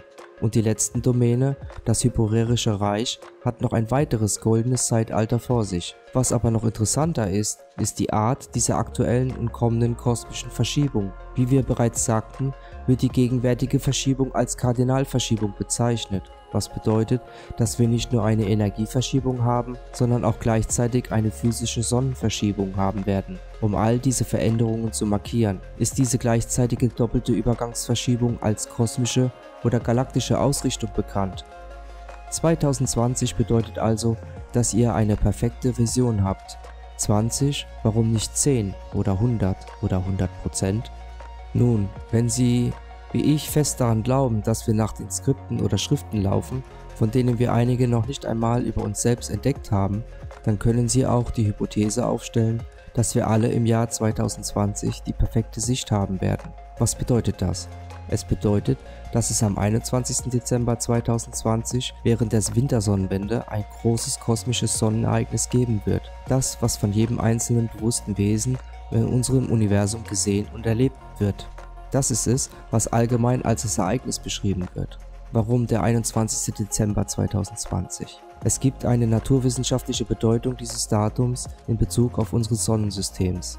Die meisten von euch werden wissen, dass sich die Sonne nach dem azimutal-äquidistanten geozentrischen Erdmodell um die elektromagnetische Kuppel windet, die unsere Erde während der Sommermonate umhüllt und sie gegen Ende unseres Sonnenjahres zu ihrer südlichsten Position am Wendekreis des Steinbocks hinunterwindet und am 21. Dezember ihren niedrigsten Zenit oder Y-Achspunkt hat. Das ist der Punkt, der am weitesten von unserem Erdmittelpunkt entfernt ist und die Erde vertikal am nächsten liegt. Aus Sicht der nördlichsten Hemisphäre ist dies die Wintersonnenwende. Folgt sie 3 Tage lang demselben Kreislauf, weder aufsteigen noch absteigen, bevor sie dann ihre Reise zurück zum Wendekreis des Krebses antritt, in Richtung der Spitze und des Zentrums unseres elektromagnetischen Kuppel dieser Sphäre. Das bedeutet, dass die Sonne jedes Jahr nur für diese 3 Tage unseres Jahres vom 21. bis zum 24. Dezember entlang der elektromagnetischen Torusfeld-Kuppel über uns und um uns herum weder aufsteigt noch abfällt. Die Sonne nimmt ihren Aufstieg wieder auf, 3 Tage nach dem 21. Dezember. Am 25. Dezember, das kommt uns bekannt vor, 3 Tage lang tot und dann wieder aufsteigen. Wenn es irgendein kosmisches Sonnenereignis geben sollte, würde es höchstwahrscheinlich an diesem Zeitraum stattfinden, wenn die Sonne im übertragenen Sinne stirbt und darauf wartet, wieder aufzusteigen. Nach demselben Prinzip haben wir die Hypothese aufgestellt, dass alle anderen Sonnen und alle anderen Bereiche einem ähnlichen Sonnensystem folgen, wie oben, so unten, wie innen, so außen. Aber natürlich finden sie ihre Jahreszeiten und Sonnenwenden zu unterschiedlichen Zeiten in Bezug auf ihre eigenen individuellen Ökosysteme statt. Sie haben gehört, wie wir dieses Werk als Meisterschwingung bezeichnet haben. Das ist im Grunde das, was wir sagen. Alle Himmelskörper haben ihre eigenen Bahnen, sekundäre, dritte und vierte Schwingungen und schließlich reihen sie sich alle wieder aneinander und schließlich vollenden sie einen noch größeren Zyklus, indem sie sich vollständig ineinander reihen.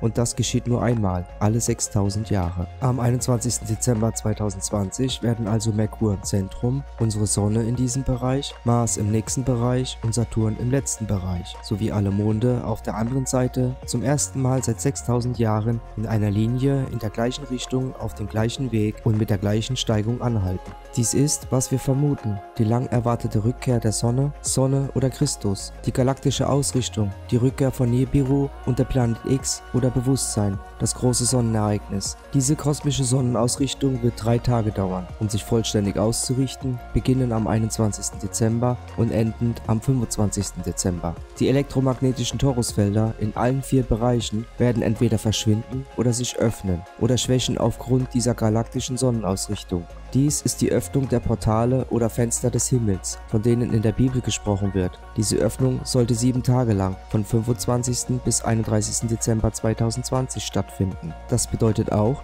dass jeder auf der Erde in der Lage sein wird, all diese verschiedenen wandernden Sonnensysteme aller Bereiche klar am Himmel zu sehen. Jeder wird eine Sehschärfe von 20/20 haben. Aber wenn man logisch darüber nachdenkt, wenn alle Himmelskörper an ihrem tiefsten Punkt sind, dann wäre alles über uns leicht hell und kristallklar zu sehen. Nebenbei bemerkt ist es nicht interessant, dass wir alle darauf konditioniert wurden, jedes Jahr zu einer bestimmten Zeit des Jahres am meisten beschäftigt zu sein und blind für die wahren Schwingungszeichen und die Schönheit der Erde zu sein. Ja, wir feiern, aber die Art und Weise, wie wir es tun und die Gründe, warum wir es tun, sind pervers. Selbst wenn man bedenkt, wie viele Bäume wir jedes Jahr fällen, um ein Ritual auszuführen, das eigentlich ein geozentrisches Ritual sein könnte. Den Baum des Lebens, den Weihnachtsbaum. Diese Zeitspanne ist das, was die alten Kulturen beschrieben, als sie sagten, es gab eine Zeit, in der der Himmel einstürzte. Viele alte Kulturen beschreiben auch eine Zeit, in der es so viele Sonnen und viele Monde an unserem Himmel gab, und wir glaubten, dass sie die Geschichte wiederholen würden. Dieses Phänomen wird auch unsere atmosphärischen Bedingungen beeinflussen und verändern. Diese Ereignisse traten periodisch über zyklische Zeiträume in verschiedenen Größenordnungen auf. Das letzte große Ereignis fand 1859 statt und wurde Carrington-Ereignis genannt. Du kannst es gerne nachschlagen. Das Ereignis, das am 2020 stattfinden wird sehr viel größer sein. Diese Sonnenausrichtung soll die kosmische Energie und das Bewusstsein in den verschiedenen irdischen Bereichen unserer Erde neu ausrichten. Diese Energieexplosion wird im Zentrum der Erde oder am Nordpol beginnen, sich spiralförmig nach außen zum Rand hin ausbreiten und innerhalb eines sehr kurzen Zeitraums wieder zum Zentrum zurückprallen. Das Ereignis selbst wird durch einen elektromagnetischen Schallknall ausgelöst werden, der wie eine nukleare Atombombe aussehen wird. Keine Sorge, es wird keine Atombombe sein. Es wird auf jeden Fall nuklear sein. Es wird der Menschheit eine neue, klare Vision für die Zukunft geben, individuell und kollektiv. Es wird uns eine Sicht von 2020 geben. Wir vermuten, dass die derzeitigen Mächte versuchen werden, dieses natürliche kosmische Ereignis als ultimative falsche Flagge zu benutzen. Sie könnten sagen, dass es Außerirdische waren oder dass es durch die globale Erwärmung oder einen Angriff von der anderen Seite der Welt verursacht wurde. Dieser Schallknall elektromagnetischer Energie könnte unser gesamtes elektrisches Netz augenblicklich abschalten und einen Zusammenbruch unserer finanziellen, sozioökonomischen, politischen und kollektiven kulturellen Existenz, wie wir sie kennen, verursachen. Und so könnte dieses Ereignis genutzt werden, um den Weg für eine neue Ordnung in unserer Welt zu ebnen. Aber dieses kosmische Ereignis ist nicht zu fürchten.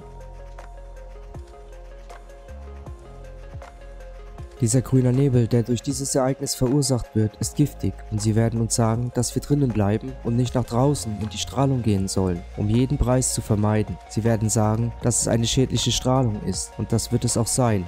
Für diejenigen, die die Schwermetalle in ihrem Körper haben, zum Beispiel Impfstoffe, Eisen vom Fleischessen und so weiter. Aber für diejenigen, die keine schädlichen Chemikalien in ihrem Körper haben. Die Strahlung wird die schlafende DNA ausstrahlen und aktivieren und euch möglicherweise übernatürliche Fähigkeiten verleihen. Vielleicht nicht wie Superman.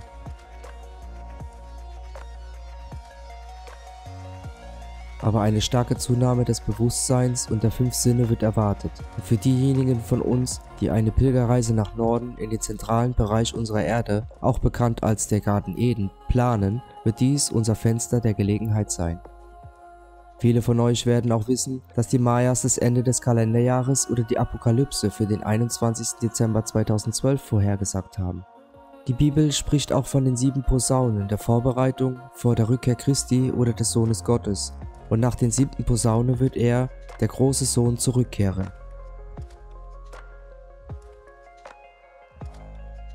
Wir haben angenommen, dass die Maya mit ihren Vorhersagen genau richtig lagen.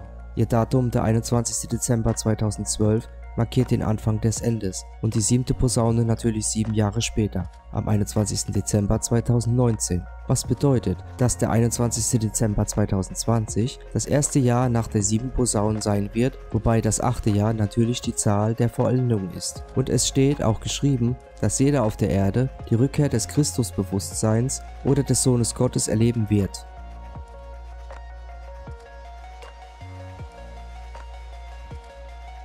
Am 16. November 2017 hatten wir ein seltsames Phänomen in diesem Reich. Viele von euch werden sich an die rote Sonne oder den roten Himmel erinnern, den wir in den meisten Teilen der Welt gesehen und erlebt haben.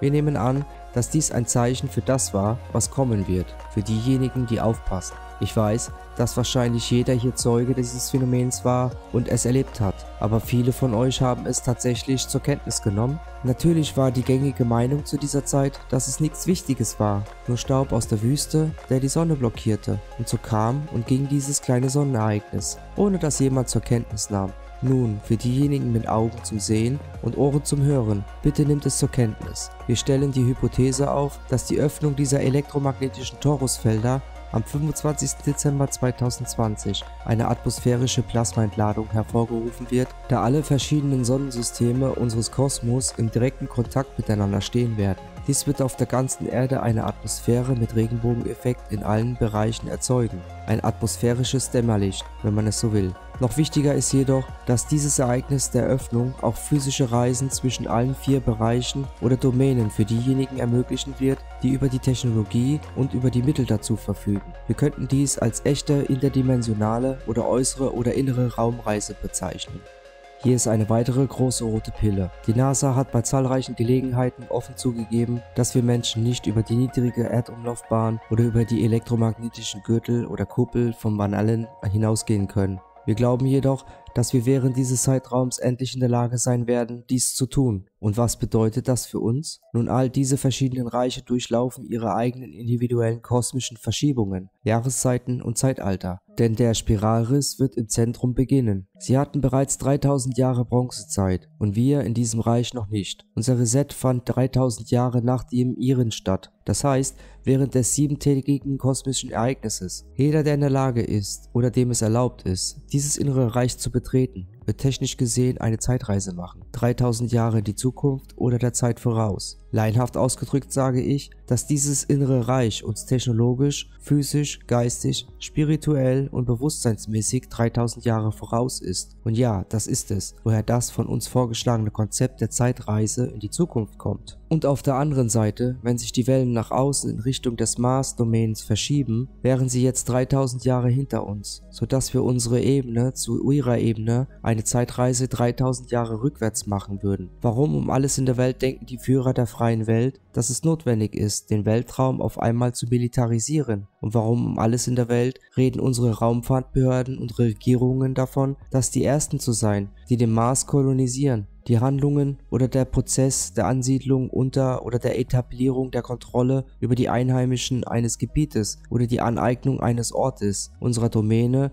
für eine eigene Nutzung. Man fragt sich, ob dieselben sogenannten elitären königlichen Blutlinien und Familien, die dieses Reich während unseres Rückgangs von Gold zu Eisen vor 3000 Jahren kolonisiert haben, dabei waren. Dasselbe hat mit den äußeren Bereichen zu tun, die derzeit von ihrem goldenen zu ihrem eisernen Zeitalter fallen. Wie man sagt, gibt es nichts Neues unter der Sonne und die Geschichte wiederholt sich immer. Mit diesen Gedanken lassen Sie uns etwas zurückspulen, das erst kürzlich passiert ist. 22. Dezember 2017, der SpaceX Falcon-Start. Beachten Sie das Datum 22. Dezember 2017. Ich frage mich, wie viele von Ihnen sich an diese ungewöhnlichen Effekte erinnern, die bei diesem Start zu sehen waren. Es sah so aus, als ob die Falcon X versuchte, etwas zu durchdringen oder vielleicht den äußeren elektromagnetischen Gürtel oder das Torusfeld zu testen, so dass man sich fragt, ob sie versuchten, die Zeit zu schlagen. Ich bin bereit zu wetten, dass wir diesen oder im nächsten Jahr zur gleichen Zeit einen weiteren, sehr ähnlichen Versuch erleben werden.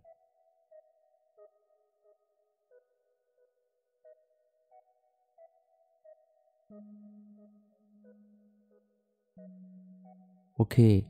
Halten wir kurz inne. Ich musste das nach der letzten Bearbeitung hinzufügen. Dieses Skript wurde vor Monaten geschrieben, ich habe dieses Drehbuch vor vielen Monaten bekommen und ich habe mich gefragt, was wohl Mitte bis Ende November passieren würde, als ich diesen Teil geschrieben habe und das Universum hat mich nicht im Stich gelassen. Ende November haben wir den Mars in Sichtweite verrückt.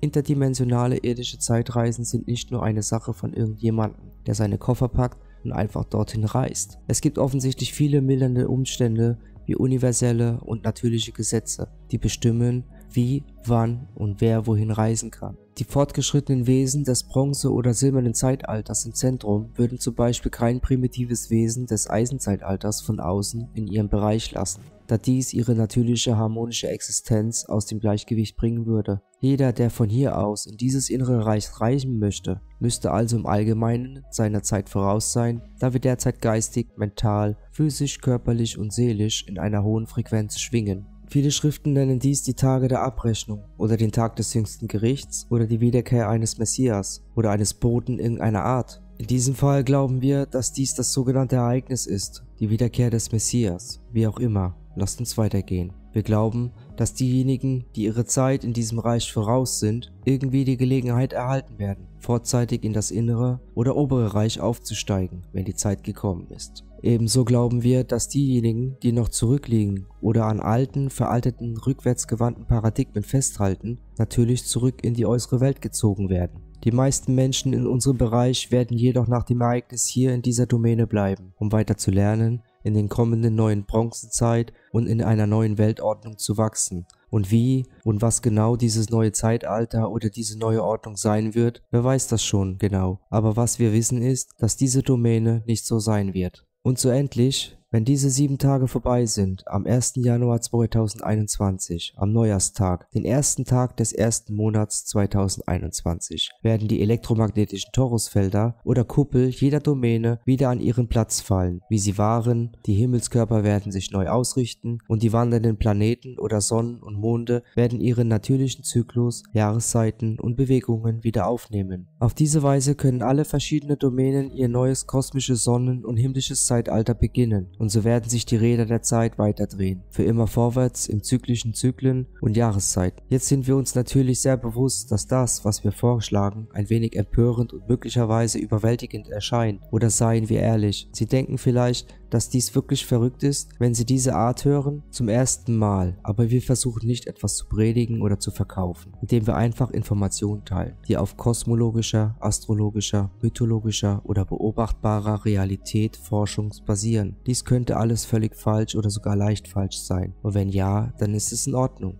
kein Schaden angerichtet. Das Leben geht weiter und dies könnte teilweise richtig oder sogar sehr nah an der Wahrheit sein. Zu diesem Zeitpunkt, wenn diese Ereignisse eintreten, werden zumindest diejenigen von uns, die diese gute Nachricht erhalten haben, mental, psychologisch und möglicherweise auch spirituell vorbereitet sein. Natürlich gerade jetzt unter dieser Domain. Wir machen kollektiv einige sehr schwierige Schmerzen durch, während wir diesen Wandel vollziehen. Diejenigen, die mit diesen Veränderungen im Einklang sind, passen sich jedoch an und entwickeln sich bewusst mit. Dies ist das sogenannte bewusste Erwachen. Aber noch wichtiger ist, dass diejenigen, die vollständig verstehen, was vor sich geht, in der Lage sind, auf die Veränderungen vorbereitet zu sein, die auftreten und kommen. Das meinte JP Morgan, als er mit der Astrologie zitiert wurde. Millionäre verwenden keine Astrologie. Astrologie ist einfach die Naturwissenschaft des Verstehens, der Aufzeichnungen und der folgenden Jahreszeiten und Zyklen der Sterne und Himmel unseres Universums. Astro bedeutet einfach Himmel oder Sterne. Logi oder Logi bedeutet einfach Protokolle oder Protokollierung. Wir sind Astrologging und erstellen Protokolle, die alle Daten der Sterne protokollieren. Das ist alles Astrologie. Lesen und Aufzeichnung der Himmelssterne, Zyklen, Jahreszeiten. Und dann steht da sogar in allen alten Schriften geschrieben, dass in den letzten Tagen viele die genaue Zeit und das genaue Datum nicht kennen werden. Aber diejenigen mit der Weisheit und der Einsicht des Himmels werden vorbereitet sein. Halte deine Augen zum Himmel und achte auf die Zeichen dessen, was kommen wird. Also die letzte Frage, ist das alles intelligent gestaltet und wenn ja, von wem und was und warum? Soweit es uns betrifft, die Antwort ist definitiv ja.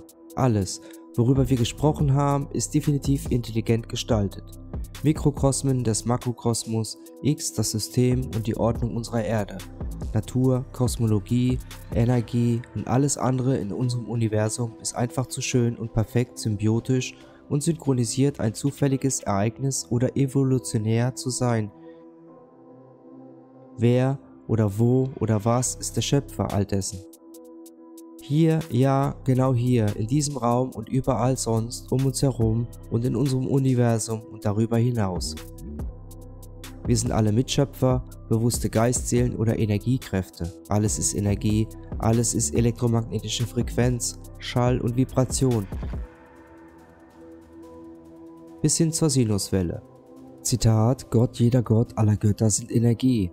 Schließlich sagt uns sogar die Religion, dass Gott alles und nichts zugleich ist. Das Alpha und das Omega, der Anfang und das Ende, intelligent, bewusst, unermesslich, nicht quantifizierbar die Quelle, die, der Schöpfer gerade ist. Da wir alle kleine bewusste Energiefelder sind wir vielleicht alle kleine Manifestationen eines größeren bewussten Energiefeldes, Seele oder Geist?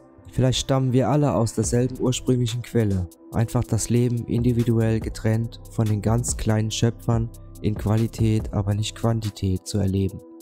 Ein kosmisches Versteckspiel mit uns selbst spielen, alle sind Teil desselben eines Liedes, einer Strophe des Universums. Wenn wir nun in verschiedenen Melodien und Oktaven bei verschiedenen Frequenzen singen und verzweifelt versuchen, ein harmonisches, melodisches Gleichgewicht zu erfinden und wenn wir schließlich individuell und kollektiv Harmonie finden, werden wir schließlich aus demselben Vers in unserem Universum vibrieren und singen. Das ist, was viele Mystiker, Gurus, Lehrer, Kulturen und Religionen bedeuten, wenn sie sagen, wir sind eins. Aber jetzt, Ich denke, wir sind extrem weit davon entfernt und es gibt noch viel zu tun, zu lernen, zu erforschen, zu erleben und zu wachsen auf dieser sogenannten Lebensreise, bevor wir zur Harmonie gelangen. Es gibt noch viele Jahreszeiten zu sehen, Rollen zu spielen, kosmische Zeitalter, Jahreszeiten und Ereignisse, die in all diesen Verrücktheiten und Verwirrungen, die wir Leben nennen, zu erleben sind. Abschließend sind Sie und wir alle nur Besucher dieser Zeit und dieses Ortes, die verschiedene Rollen und Charaktere spielen. Einige von uns werden von verschiedenen Skripten und Programmen oder Schriften geleitet. Aber wenn wir anfangen, bewusst zu erwachen, wer, was, wo wir sind und warum wir hier sind, beginnt sich die Handlung zu verdicken. Und einige von uns haben sich jetzt entschieden, die Handlung vervollständigt zu verlieren. Warum? Weil wir beschlossen haben, unsere eigenen Skripte zu schreiben, unsere eigenen Programme, die unser eigenes Leben in Filmen lenken und hoffentlich zur nächsten Stufe dieser Erfahrung übergehen, um in Harmonie zu lernen und zu wachsen. Nichts, worüber wir heute gesprochen haben, soll eine Angstkampagne sein, denn letztendlich gibt es nichts zu befürchten oder verwirrt oder gar verärgert zu sein, egal in welcher Lebensphase Sie sich auf der Reise befanden. So klischeehaft es auch klingt, die Wahrheit wird dich immer befreien, nicht unbedingt, wenn du lügst, sondern wenn du angelogen wurdest und du die Wahrheit entdeckst. Vielen Dank für Ihre Zeit und Geduld. Wir freuen uns auf die Erfahrung des Lernens, mit Ihnen allen zu teilen und zu wachsen. Unabhängig davon, was in unserem individuellen und kollektiven Leben passieren kann oder nicht. Wir hoffen, dass es Ihnen diese Präsentation gefallen hat und ermutigt Sie, sie so weit wie möglich zu teilen. Wir hoffen auch, dass wir dies mit der Zeit als Beweis für sich selbst betrachten können, dass es Menschen gibt, die Augen zu sehen und Ohren zum Hören haben, um anderen zu helfen, ihre Wahrheit oder in ihr Schicksal zu teilen und zu führen. Danke und auf Wiedersehen.